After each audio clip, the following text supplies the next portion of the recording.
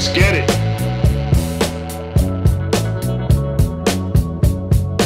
I'm not sure how this is going to work, but I'm going to try to talk about something that I said I would talk about in my last video. And I'm pretty sure that I don't know what YouTube is going to do to me for this, but I got to do it because I got to be me and say what I got to say. So here we go. There was a episode where the Brown family went to Montana to meet with the Collier family, who is also a polygamist family who lives in Montana. And during the course of this episode, or I say 2 episodes, there was a huge discussion or presentation of a women's issue, which is the issue of PMS and the monthly cycle and how it affects women and how their moods are affected and thereby how it can impact relationships. And these guys, the Patriarch Brown, Kody, and Patriarch Collier, Nathan, get together with the wives president and have a huge discussion about how this affects the family and what their position is and how they take it. And I got to tell you, it's very troublesome. And it's troublesome in a lot of ways. The first thing is that I understand that TLC rolls out Sister Wives, and it's a program that, you know, they're just kind of pushing out as one of the reality shows. But as I call Sister Wives is actually closer to the polygamist propaganda program, where they're trying to push the idea that polygamy isn't that bad and it's something that can actually be done and mastered and it's easy to do, and all you have to do is not make the mistakes or fall into the trappings that Kody has fallen into, and this is a soluble, easy to do situation. And I think that that in itself is misinformation in its highest form. I think that polygamy, you know, anytime you do a hard thing, it's a hard thing by the nature of it being hard. Having a relationship, a monogamous relationship, is hard in and of itself to obtain and then maintain.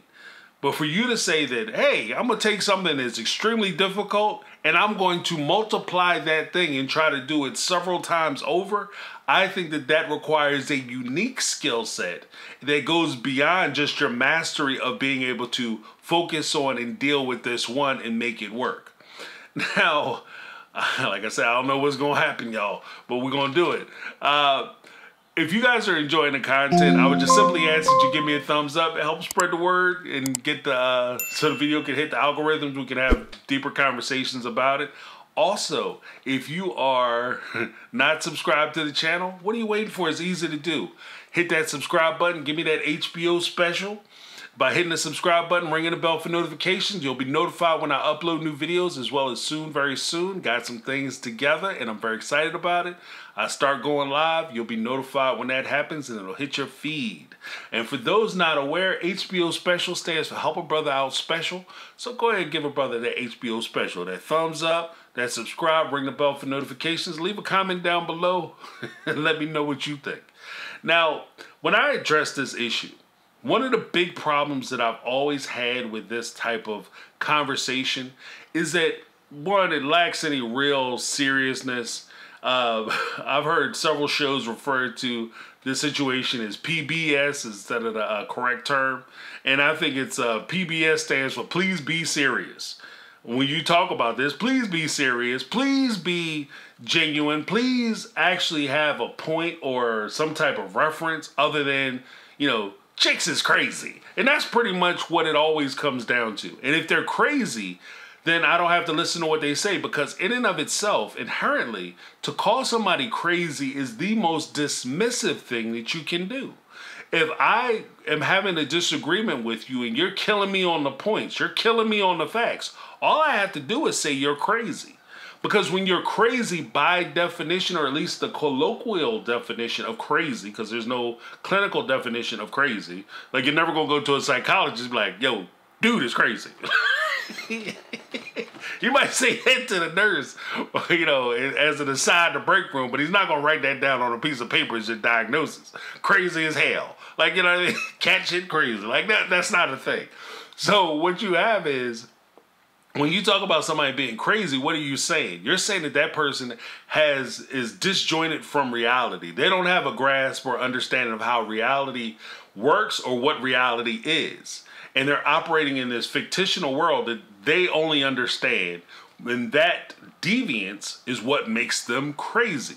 So when you're saying that a woman, by the nature of her being a woman and her biology, is crazy, and therefore she is not have a firm grasp of reality, then that creates a scenario where I don't have to listen to what you say. I don't have to take into account your positions. I don't have to listen to your observations or what you think, because what you think is irrelevant. And the only way your opinions become relevant is if I give them credence. If I lend them credibility, then they become relevant. Otherwise, I can dismiss what you say out of pocket and out of hand. And that's where I think Kody relies on foundationally. He relies on the biological difference between him and his wives as a means to subjugate them and oppress them. And I don't want to be like Mr. Looking down from my ivory tower and trying to criticize people and talk, always preaching on a soapbox. I am not that guy. I'm not going to stand here and say that I understand what it's like to have that type of cycle. I'm not going to pretend that I understand that everything is the same and everything is equal. I understand that there are situations where, because of hormonal influxes, that people's moods may be affected by those hormonal changes. That's reality. See, I'm not crazy. That's reality. And how people deal with that is how they deal with it. Some people, it affects them greatly. Other people's not so much. But if this is your partner, then you learn to deal with that. There are guys walking around, myself included, who there are certain times, hell, there could be times of the day when I'm extremely happy and times of the day when I'm extremely sad or I'm mad or upset about something. That, you know what they typically call that when I go through it, or when men go through it, they call that being a human being. Like, you're going to experience the whole rainbow of emotion. That's just the way life works. And that's a good thing. It's not a bad thing. And for us to break it down to just 3-4 days where these women are experiencing this thing and they can be completely dismissed is a disservice not only to you, but to them as well. When you, in the sense that if you are with them and this is your partner, you spend your whole life trying to build these partnerships with these people so that you can get the most out of life as you can. These are your ride or die. These are the people who help you get your goals accomplished. And if they're helping you get your goals accomplished, why wouldn't you want to listen to somebody who is just as vested in you achieving your goals as you are? Why wouldn't you want to take their position or their perspective into account? Why wouldn't you want to have somebody whose opinion you value? And this is just a difference, and this could just be a cultural difference or just a difference of opinion in how I view relationships versus how Kody views relationships. If you could be in a guy who's in the manosphere or the red pill community that thinks that the man's happiness is paramount in that relationship, and it'll kind of trickle down to the women and the children in that relationship, because most of these relationships are usually what they call traditional relationships. They're not, alternative relationships, let's be honest. So if that's what they believe, that's fine.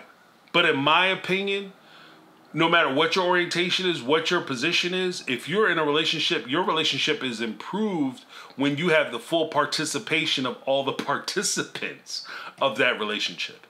And so I want to take the time to listen to what Kody had to say with regard to his position on this important topic and something that should be addressed. And again, this is an opportunity for TLC to address these issues, particularly on a show that targets a female audience from 18 to 50 is the primary target of this audience, primary target audience, as well as a cast that is comprised in a vast majority of ladies and women. And you have all these people in this cast, but none of the issues that address these people who are in this cast. So you have a show about women, for women, but it doesn't talk about any women's issues in any real or serious manner. And that's kind of where we are. So let's listen to Kody and his friend Nathan Collier talk about this very important issue. Here's the thing, I've got to say, I don't mean to be a chauvinist. We're going to stop it right there. If you have to give the disqualifier before you make your statement, you probably should be making that statement. It is recognition. And this is the part that always gets people into trouble. Because the fact you took the pause and you had to say, I'm not a this, I'm not a that, and you make the statement anyway, the fact that you had to pause and say that you weren't something before you said something that categorically proves that you are that thing, that shows that you knew that you were saying something wrong in and of itself. So stop that foolishness. Just go ahead and make an ass of yourself without the filter, and in that way you can always go back and apologize. I didn't know what I was saying. I had no idea. I was totally wrong. That's what Kody should have went. So let's continue with his point. You're a foreigner to me, okay? And so as I get to know them, I find that they're less crazy, but they're more endearing, and I develop a very sweet and intimate relationship with 4 wives. Now I want to say right off the top, I hate that shit. I hate that. Like the fact that you're going to say, oh, they're foreigners to me. They're alien to me. They're different from me. And we're completely separate and apart. They're not foreigners. These are not, you're not dealing with some foreign alien substance or sentient being that you just came across. You know, and you have nothing to do with them. This is the othering. This is when people start to strip you of your personality, of your personhood, and they start to make you something other than a person or a human being, which means it gives them the golden amp and it opens the door for them to devalue you. This is the gateway where people get stripped of their personhood. Once you're stripped of your personhood, and oh, I'm not stripping your personhood, I'm just saying that your opinions and stuff I don't understand them. No, what they're doing is they're stripping you of your personhood, because once that happens, they can do whatever they want to do to you. They can say whatever they want to say to you, and they can treat you however they want to treat you. This is the gateway. This is the door that gets open, that they walk right through, right before whatever it is they want to do to you ultimately happens. The second thing is he treats them almost like they're feral animals, like they're feral cats. Like all of a sudden you put some milk and some food out, don't feed the cats because you never get rid of them. And he treats them like that. Like these are some ravaged, savage people that you just, you know, you fed and you were nice to one day, and they just kept flocking to your house, and you decided to bring them in, and they kind of grew on you. Not partners, not people that you respect, not opinions that you hold a value to, but these are just people that you just kind of, you know, they kind of snuck past my gates, and gosh, gee, and now all of a sudden I'm stuck with them because I kind of care about them. Like, that's not the way this should have worked. And it's ridiculous that he would say that. Let's continue. I call it functionally crazy. It's just the inability to relate with what they're saying. Oh, shit. Then because we live in the same house and natural cycles are synchronized. I have 1 week of... Because all their cycles are synchronized. And the fact that they're saying this, and the 2 of these dummies are having this conversation, it amazes me. It amazes me that TLC, I don't know how you do it. How do you find men who have access to multiple women, these multiple women have committed themselves to you? And as I talked about in my last video, the Collier guy, his second wife actually left him. So you now are a monogamist. Welcome to the club. But these guys who at this time had access to multiple women but understood so little about women, it's always been incredible to me. The guys who have the most women don't know the least about women and what happens with them. And they have the least understanding. It's crazy. But when I hear the 2 of these brainiacs have this conversation, it put me in mind of an episode of The Family Guy where they were talking about the same issue. Boy, she must really be PBSing, right? What? I mean, it's like pop a couple of tampons, you know? Stewie, do you even know what a menstrual cycle is? Yeah, Brian. It's a good way to get around town, that's what it is. And that's kind of where I see these 2 at. When they're having this intellectual conversation, they're having an intellectual conversation of a child.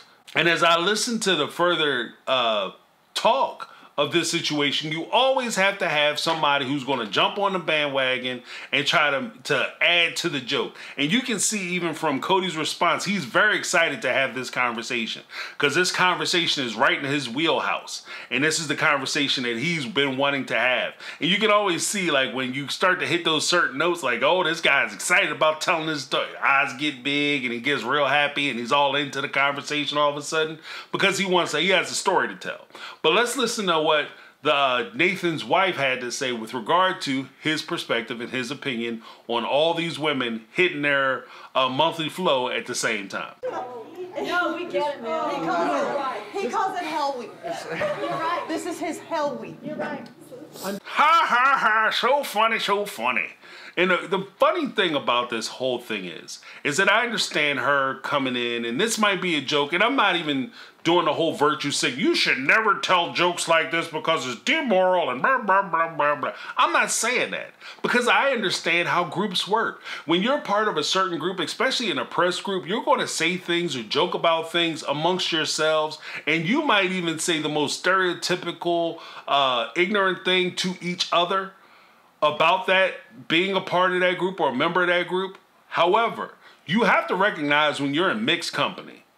And what I mean by mixed company, this is an old folks thing that the old folks used to say this when I was a kid. Recognize when you're a mixed company. When you're in company of people who aren't necessarily in your group or understand the struggles that you are faced with and the things that you go through and the things that you're dealing with, and you tell these jokes, those jokes will always be misunderstood. Those jokes can be turned around and weaponized against you later on. And, oh, you believe this because you said it yourself. You were laughing about it. It's so funny, right? Because it's true. And this is what you would have to deal with. And this also reminds me of another old saying that the old folks used to say. You have to know the difference between when somebody is laughing with you and somebody is laughing at you. In this particular case, Kody and Nathan are not laughing with their wives. They're laughing at their wives. They're going to weaponize this perspective and this point of view to later make decisions for their wives that they may disagree with or hold positions that their wives impact their wives in a negative way that their wives may have issues with, and they're going to dismiss their wives' opinions, perspectives, and views based on the fact that they don't have the logical foundation to understand what it is they're talking about. You guys are emotional. You're thinking with your emotions. So therefore, I'm going to have to make decisions for you. And that's how it goes. And so you have to be cognizant of that fact. I'm not saying you can't have fun and you can't trust people and you should only tell these jokes around, this one or that one. But I'm just saying that you have to be mindful who you tell your jokes around. Because there is a difference between if I go out and I play, a stupid guy around people who think I'm stupid, then I'm supporting their initial view that I'm stupid. If I tell that joke around my friends and around my friends, I tell the joke about how dumb I am. And then when I get around other people who may think I'm dumb or inclined to think I'm dumb, I never present myself that way. Then it lessens the challenges that I'm going to face. I'm still going to have those challenges because they're already predisposed to thinking that of me. But I'm not giving them any ammunition to use against me. Now, per usual, Kody finds himself in a situation where now he's excited, he's ramped up, he wants to add to the story. Let's listen to what he had to say and one of the wives who tried to resist this whole conversation. No, don't go there. Don't go there. Don't go there. And I gotta give respect to Janelle because she jumped in, and when Kody started in with let me tell you something, and this is where you kind of get into that the fish story. One guy catches a fish, he say, "When I caught a fish, it was this big and it was huge," and then the other guy has to come back and tell another story about how he caught a bigger fish or how his struggle was greater and this, that, and other. And Janelle could see right off the rip that this is where Kody was kind of going. He was going to add to the story and he was going to put some pepper on that bad boy. So it was going to be even dumber than what Nathan had just said. Somebody actually, thank you very much, dear wife, admitted to it. That was me. And I went, wait, that was me. Wait, so that... And I'm bad. That was me. I'm bad. One of my wives did it. I'm bad. See, it's all fun and games while you're sitting there at the table and everybody's laughing and joking. But you have to remember that when the joke's over, nobody else is present, that very concept of that thing you said is going to be used against you. Now, what do I mean by this? You have to recognize that this goes back to one of the tenets that I talked about earlier. You getting to know yourself before you pick a partner, know what you want, what you don't want, what you will accept, what you won't accept. Then you pick a partner who is based on your goals and what you're willing to tolerate and what you want out of life. And then once you pick that partner, you pick a partner that you can trust. And you constantly evaluate that situation and where you are. If you find yourself in a situation with somebody who is going to use this stuff against you, you need to exit that relationship. You need to be out. Because you need to be in a relationship with somebody whom you can trust and trust that they have your best interest at heart. Because if they don't, then the relationship isn't going to really go anywhere. And it's going to be problematic anyway. But at the same time, don't lay down on the tracks so this guy can run the train over you. The stupid train. Don't let nobody run you over with the stupid train because you're too busy tying yourself down to the tracks. And that's kind of what I see Christine doing. Now let's take a listen to Kody as he continues to tell the story. So that demon that comes to visit? Yeah. I mean, it's scary. It's Ride the wave for a couple of days, man, and I'll be fine. That demon that comes to visit? Oh, ride that wave for a couple of days, man. You'll be fine, man. Stop dismissing yourself. And this is where it gets somewhat annoying to me because I hate to see people downplay themselves to make somebody else feel better. You shouldn't have to, like, I shouldn't have to call myself stupid or make a fool or an ass of myself so that people will like me. Because when you do that, the people that you're trying to make an ass of yourself for don't like you. Because unless you're an ass, they won't like you. They like you as an ass. They don't like you as the person that you are. The splendor, the idea, the intellect, the morality, the values. They don't like none of that. They just like you when you're silly. They like when you're joking around. They like you when you are less than. And that's the position that they find themselves in. And while they're enjoying that position and they get to look down on you, that's a hard position to give up once you decide that you want to stop being the joke and you want to start being taken seriously. If you present yourself as a joke for somebody and their edification or for their appreciation and for their acceptance, then it's easy for them to continue seeing you a joke even after you stop laughing. Janelle tried to stop the conversation, and this is what Janelle had to say, and from her perspective, what her position is. And I want to give the floor to her because I think she's in a better position to describe her feelings and her emotions and with the rightness and wrongness of this situation. It's like there's so much more going on with women than just their biology. And men are so quick to be like, well, 3 days a month, I don't have to do anything because she's on her cycle. What the hell? What does that mean? I know. I love it that Janelle is saying basically what I was thinking through the whole thing. And I'm just going to leave it there. I'm not even going to add nothing to it because I think she said it the most succinct way, the most sincere way, and the most way that, because it impacts her more than it impacts me. I get tired of looking at it. I get tired of the idea of, I have friends and even my daughter, they're on Facebook and they have conversations, they have discussions, and people don't take them serious because they find them attractive. And then all of a sudden it's, you know, hey, you're so pretty. Hey, you know, making serious points. And they never address especially the guys, they never address the points, but they just want to talk about how cute they are and whether they want to go out or not. You don't want to talk about what you want to talk about, but you want to talk about something that has nothing to do with anything that we're talking about. But I'm the illogical one, and that's where that's where it just burns me up. You know, you convince these women that they're illogical and they don't know what they're doing. But then when you're having a conversation, a discussion, every point that you make and everything that you say has nothing to do logically with the thing that you're talking about. But then you claim that they can't have the conversation because they're illogical. Ridiculous. And I appreciate the fact that Janelle tries to stop the conversation, and when she can't stop the conversation, she removes herself from the conversation. And I was like thinking something was wrong with me, and it got abusive. Because I started going, I'm not a bad husband. Okay, I'm not a bad guy. Sure. No, I'm not kidding. I'll see you guys in the car. This is just getting ridiculous. I tried to stop Peace the conversation. I didn't know what was wrong with me. I felt abused because I was starting to blame myself for everything that was wrong. Freaking hell. That's what I'm talking about. Chuck the deuces and roll out. You know what I mean? Ain't nothing to talk about. There's no reason why I'm going to sit here and try to stop the conversation. If you look at the Collier family, as Kody is going through this and he's continuing to tell the story, they all got the look on their face like, this dude is not going to stop. He is not going to do that, because they understand like I understand. Everybody's been in that situation with somebody who is telling a story that their partner didn't want to hear, or something to that effect. And it's embarrassing, not just for the partner, but it's embarrassing to the people who are listening to it. Because I know that the person who you are committed to is not enjoying this story and is not enjoying your little joke. And I'm looking at you like, why are you not stopping? Because you're more worried about whether I laugh as opposed to your relationship. After all, you're going to have to ride home with her. I don't know why you worried about whether I'm having a good time or not. This is going to be a long ride, car ride home for you. I mean, you're going to hear all about this conversation and your little comments and how you was laughing and joking and having a good time. Oh, you're not so funny now? I'm Mr. Funny Man. Go ahead, tell the joke now. Like, I don't understand why you're doing this to yourself. You live with her. This is the person that's on your mortgage and the person on your deed of your house. Why are you trying to piss her off? I don't get it.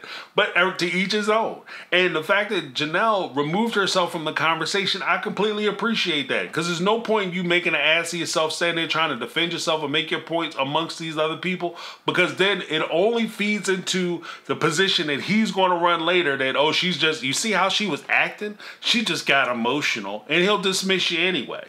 So you're not going to cede any ground. You're not going to win any ground by having that argument there or that discussion there. You just remove yourself from the situation. And I can appreciate that. I mean, that's one perspective. The other perspective is she should have just go ahead and open up the floodgates and let them have it. Both barrels.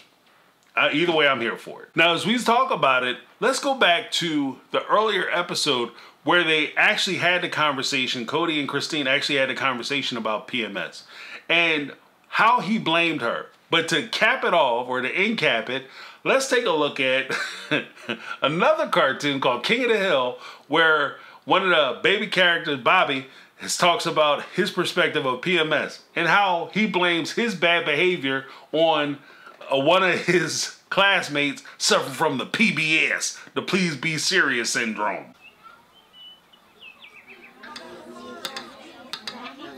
You've had enough cake, Connie. What are you doing? A man's gotta tell a woman when to stop eating. You're looking kind of chunky. Oh, she's moody. Must be PBS. Ooh, she's moody. A man gotta tell a woman to not eat no cake when she had enough. Like, are you crazy?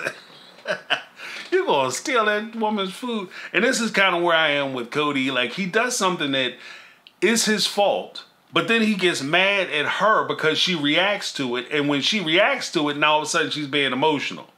And the thing that they're talking about is actually a failed storyline, at least in my opinion, a failed production storyline that TLC had put together, where the Brown family were going on their way to Montana, and on their way to Montana, they were going to meet up with one of Kody's old friends who apparently said something that was rude about Kody being in a polygamous relationship. You know, you need to leave 3 of your wives and come back to the Mormon church. And Christine got all bent out of shape about it, and I guess the guy was like, I'm not doing that show, because either way, I'm going to look like an ass. I'm going to look like an ass for saying it and offending Christine, or if we have the blowout argument about it, it's not going to go good for me. And I respect the fact that he decided not to be on the show, because he probably has a life that has nothing to do with the TLC show, and he's not going to get any benefit from it, and he's certainly not going to get a check from it. So he decided not to do it. But they had the conversation anyway, and they used the possibility that she's suffering from PMS as a reason as to why she was offended. Not the fact that she was offended or she had reason to be offended, but it's just a biological condition which caused the whole problem. Will you guys all excuse me for a second? Actually, let's have prayer first. And then I'm going to talk to Christina. I'm going to be really frank. I don't want to embarrass her. Oh my gosh. What the? That's stupid. Like, the idea that you're like, you her parent or something. Yeah, I'm going to talk to Christine and I don't want to embarrass her. You go ahead and say what you got to say, cuz. We can embarrass each other. We can both cry today. That's where I'm at. We can both cry today. You ain't got to leave. No, say what you got to say. Because when you make your point, After you get finished, I'm gonna make my point. That's how, I mean, that's the way adults do it. First of all. Second of all, he treated it like it was an employee conversation. Like, that's what your boss say. Like, you guys go ahead and get out of here because I'm going to talk to Johnny about not pushing the carts. And I'm going to yell at him because he did, you know, he used all the toilet tissue. You know, he showed up to work late, or he missed the morning meeting, or, you know, he didn't file the paperwork right. So I'm going to go ahead and have a conversation with him in the break room, and I need all y'all to get up out of here. First of all, if you did that and you were a boss, you most likely as a supervisor will wind up in HR. Because you're letting the people know, his coworkers know, or her coworkers know, that you're about to discipline them. In which case, you could be subject to discipline. And that's just me speaking as a person who's worked in corporate life. That's one of the corporate tenets. If you embarrass one of your employees or your subordinates, you yourself can find yourself in HR. And you can get terminated for doing that. So, that's stupid. I think you're not being very accountable for how you're behaving. I want to be really careful here about emotions or hormonal changes and stuff like that. Some people refer to it as PMS. I don't know what's going on. Some people refer to it as the PMS, but I don't know what's going on, the hormonal imbalance. Like, you don't get, that's not a thing. Now, Kody could take that as, oh, I'm going to deal with this the way it is because you might be going through all these changes and stuff, and I think it could be the PMS or the PBS, please be serious, syndrome. I think you could be dealing with that, and we need to talk about blah, blah, blah, and you could blame it on that. But I think that there's just as much ground, if not more, that it's more likely that Christine feels the way she feels because she's insecure in a relationship because you're spending so much time with Robin. Because she has a child who's about 2 years old and Solomon, who is 1 year old. Christine is raising her child all but damn near by herself, and maybe you come over to her house occasionally and you're spending every free moment you have with Solomon. You always have Solomon in your arms. You're always picking him up. There is an episode later on where Kody is trying to be the good parent and demonstrate what a good father he is, and he wants to give Truly a high five, and Truly says, "No, thank you, Daddy." And he says, "Hey, how about a kiss?" "No, I don't want a kiss from you, Daddy. No, I don't want you." And he tries to play it off like he's so close to Truly, but he's not close to Truly at all. Whereas Solomon, he's tight with Solomon. And then Robin will go back later, and this is something I'll discuss probably later. Robin comes back and retorts that, oh, that's because some of the kids choose not to be around him. Some of the kids choose not to be around him. But the 1 year old, the 2 year old are making these decisions? Are you nuts? They're not around him because they're not used to him. And because they're not used to him, the mother sees that and she might act out when one of his friends jokingly says, you need to start getting rid of wives. She knows that she's one of the wives that you're going to get rid of because you guys' relationship isn't as strong. That might be why she's acting the way she is. And not because of the biological change, not because Aunt Flo came to visit, none of that stuff. So let's keep it all the way a stack. Let's continue. Kody asking if I'm PMSing isn't him being a misogynist pig, a chauvinist in any way, shape, or form. He's just being an ass. Legitimate. And it's good, and it's actually safer to ask me if I'm having PMS. I've always thought that PMS was just something that was an excuse for women. PMS is a reality. I'm sorry, but it is. And this is kind of where the excuse making comes in, because Christine and the other wives have always made Kody excuses for Kody and his bad behavior, and they've excused it. And then they find themselves in season 16, season 17, coming up into season 18. Oh, Cody's such a bad guy because he does all these things. Don't you understand it? By you making excuses for bad behavior, you lessen the damage and the observational damage that can be attributed to those mistakes and that bad behavior by making excuses for it. If you're sitting there saying it's not a big deal that he did this and you guys are blowing it out of proportion, James, you just taking it too far. You just saying stuff that don't mean no sense. And because Kody asking me is actually pretty safe for him to ask me, and he should ask me, then Cody's not being a misogynist. So when Kody tells you that you're being emotional because he's spending all his time over Robin's house, then it's not his fault, it's your fault. And you're being emotional. You're validating what he's saying in his accusations, and you have to be careful about that. And I'm not just saying that because I'm trying to block people off and dissuade people from having these conversations, because that's, Lord knows that's not what I'm trying to do. You should be able to have a conversation. You don't feel good. You feel like your moods are switching kind of fast. You might want to go to the doctor. Not only should you tell your partner that you want to go to the doctor to get checked out, or they should be able to feel like they can make that recommendation to you, but they should also feel like, hey, you know what? I want some company. You should come with me. Hey, you know what, girl? I'm going to go with you because I want to know what's happening too. Because I think that this is something that we both need to address, and we both need to understand what is going on. I'm all for the conversation, but let's not make the excuse. You're not being responsible with how you're behaving. Who are you talking to? When you're like that, I am walking away. I'm not addressing you. I'm not engaging you.